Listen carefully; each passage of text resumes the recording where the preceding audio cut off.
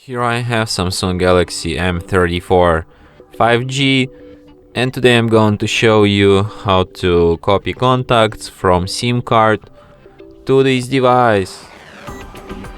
Firstly, you should go to the contacts application, tap on three stripes here, go to these settings, then select go to manage contacts, select import contacts, allow, then select where from, in our case from SIM card, then select where to, then select which contacts you want to transfer, so you can select them one by one or just select them all, and then tap done, and then select where to our device, confirm, and now you will have these contacts here on your device.